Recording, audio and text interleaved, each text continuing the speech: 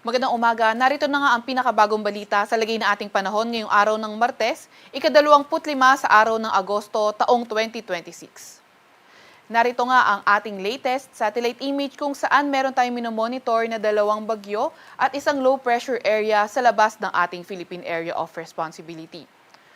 Ito ngang si Bagyong Obet na minomonitor natin kahapon ay lumabas na ng ating Philippine Area of Responsibility kagabi ng 9:30 p.m. And as of 3 a.m., ito ay huling namataan na nasa may layong 1,180 kilometers northeast na extreme northern Luzon. Nagtataglay ng lakas na hangin na 150 kilometers per hour malapit sa sentro at bugso na abot sa 185 kilometers per hour. Kumikilos sa direksyong west-northwest sa bilis na 25 kilometers per hour. At inaasahan nga natin, nakikilos nga itong dating Bagyong Obet na may international name na Saudel dito sa may hilaga ng ating Philippine Area of Responsibility. At sa pagkilos nga niya, sa ating hilaga ay posibleng makahatak pa ito ng southwest monsoon o habagat.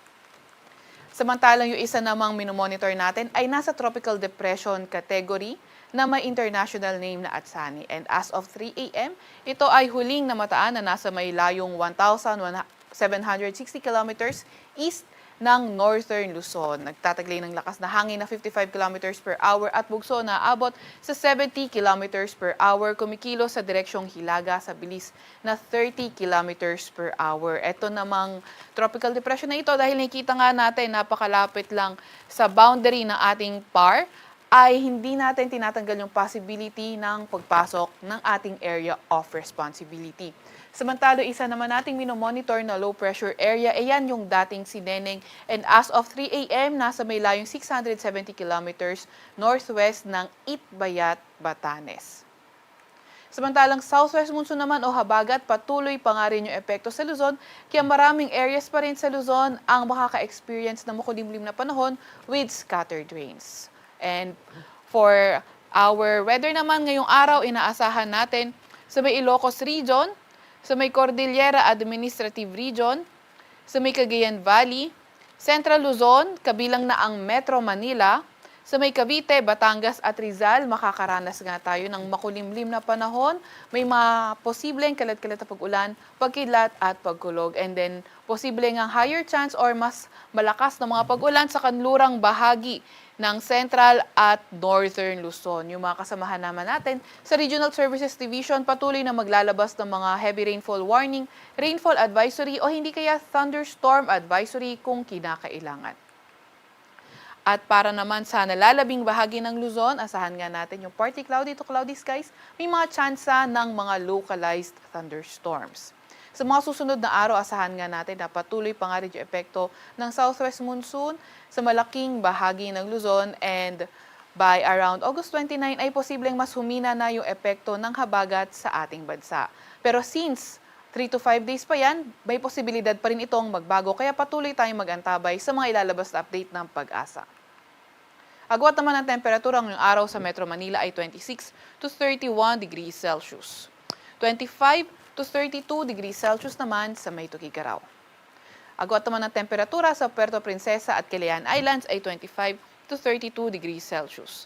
Para naman sa lagi ng panahon sa Visayas at Mindanao, ito yung mga areas na hindi affected ng southwest monsoon.